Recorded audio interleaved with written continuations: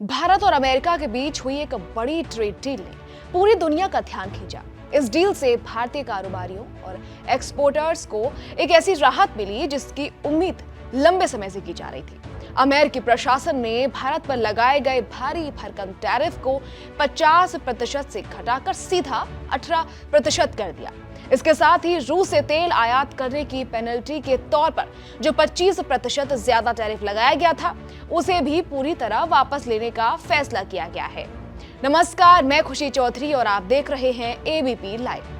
इस एक फैसले से भारतीय अर्थव्यवस्था और व्यापारियों को करीब 40,000 करोड़ रुपए की राहत मिलने की उम्मीद है। व्हाइट हाउस की ओर से मिली जानकारी के मुताबिक 27 अगस्त 2025 से 6 फरवरी 2026 के बीच भारत से होने वाले आयात पर जो 25% एक्स्ट्रा टैरिफ वसूला गया था, अब उसका रिफंड जारी किया जाएगा। जी हाँ, ये रिफंड अमेरिका के कस्टम्स एंड बॉर्डर प्रोटेक्शन कानून के तहत होगा।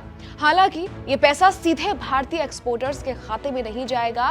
पहले ये अमेरिकी इंपोर्टर्स को लौटाया जाएगा, जिसके बाद वो भारतीय कारोबारियों के साथ आपसी सहमति से इसका बंटवारा करेंगे। अगर हम आंकड़ों के गणित को समझें तो साल 2025 में अमेरिका ने कुल विदेशी आयात पर 194 अरब डॉलर का टैरिफ वसूला था। अमेरिका के कुल आयात में भारत की हिस्सेदारी लगभग 3.5% है और भारत से होने वाले निर्यात का करीब 60% हिस्सा टैरिफ के दायरे में आता है। इस हिसाब से देखें तो अमेरिका ने भारत पर 50% टैरिफ लगाकर करीब 4 अरब डॉलर यानी 40,000 करोड़ रुपए एक्स्ट्रा वसूले थे, जो अब रिफंड के रूप में वापस मिलने वाले हैं। इस ट्रेड डील तक पहुंचने का सफर काफी उतार चढ़ाव भरा रहा है। पिछले साल 2 अप्रैल 2025 को अमेरिका ने भारत पर 10% का बेसलाइन टैरिफ लगाया था, जिसे ट्रंप प्रशासन ने 5 अप्रैल को बढ़ाकर 26% कर दिया। इसके बाद 10 जुलाई को भारत ने भी पलटवार करते हुए वर्ल्ड ट्रेड ऑर्गेनाइजेशन में 32,000 करोड़ रुपए की जवाबी ड्यूटी का प्रस्ताव रखा।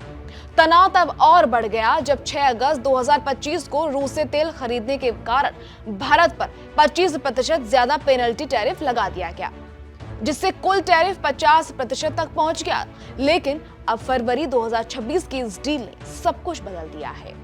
अब भारत दुनिया के उन चुनिंदा देशों में शामिल है जिन पर अमेरिका का टैरिफ सबसे कम है। जहां भारत पर 18% टैरिफ है, वहीं रूस और ब्राजील पर 50%, चीन पर 34% और पाकिस्तान पर 19% टैरिफ लागू है। सिर्फ यूरोपीय संघ और जापान ही 15% के साथ भारत से थोड़ा आगे है। हालांकि इस राहत के साथ कुछ शर्तें भी जुड़ी हैं।